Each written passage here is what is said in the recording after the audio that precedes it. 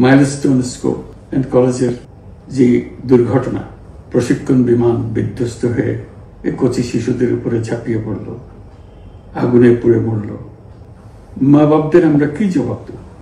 কি বলবো তাদেরকে? আমরা নিজেদেরকে তো জবাব দিতে পারছি না। অজানা শিশুদের মুখ সবার চোখে ভেসে উঠছে। সারা জাতি হতভম্ব বা ক্রুদ্ধ। শোকাহত বললে খুব কম বলা হবে। এই দুর্ঘটনার রেশ এখনো কাটেনি। আসসালামু আলাইকুম। আমার বলার কোনো ভাষা নেই,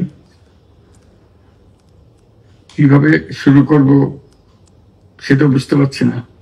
আমার মতো সারা দেশের লোক আজকে হতবাক। এরকম একটা কাণ্ড হতে পারে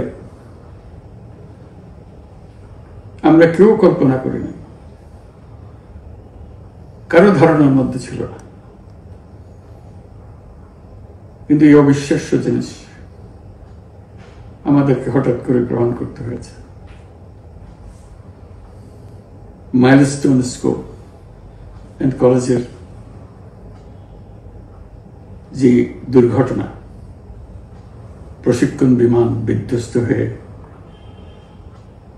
এই কচি শিশুদের উপরে ঝাঁপিয়ে পড়ল, আগুনে পুড়ে মরল, মা বাপদের আমরা কি জবাব দেব? কি বলবো তাদেরকে? আমরা নিজেদেরকে তো জবাব দিতে পারছি না। অজানা শিশুদের মুখ সবার চোখে ভেসে উঠছে। সারা জাতি হতভম্ব বা ক্রুদ্ধ। শোকাহত বললে খুব কম বলা হবে। এই দুর্ঘটনার রেশ এখনো কাটেনি। এখনো লাশ আসছে হাসপাতালে, এখনো হাসপাতালে মারা যাচ্ছে। মা বাবা এখনো খোঁজ নিচ্ছে আমার সন্তান কোথায়, তাকে আর কোনোদিন চেনা যাবে কিনা।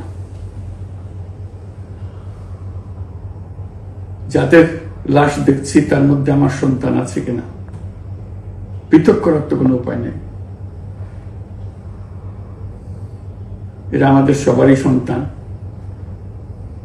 হঠাৎ করে চিরদিনের জন্য চলে গেল। আমরা অবশ্যই তদন্ত করব, তদন্তটা তারা ফিরে আসবে না। আমরা চিকিৎসার ব্যবস্থা করছি, সবাই ঝাঁপিয়ে পড়েছে।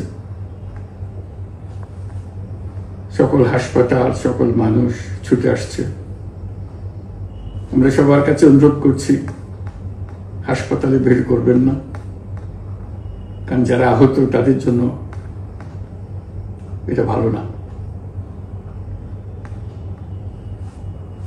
তারা তাদের শরীরে রোগ প্রতিরোধের শক্তি নেই।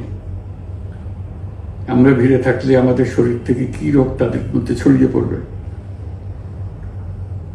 তা বলা মুশকিল। কাজে দূরে থেকে দোয়া করেন সবাই। আমরা বাবা মা আত্মীয় স্বজন সবার কাছে আমাদের সহানুভূতি জানাচ্ছি। বাংলাদেশের যত সন্তান আছে সবাই আপনাদের সন্তান। আমরা নিজেদের মনকে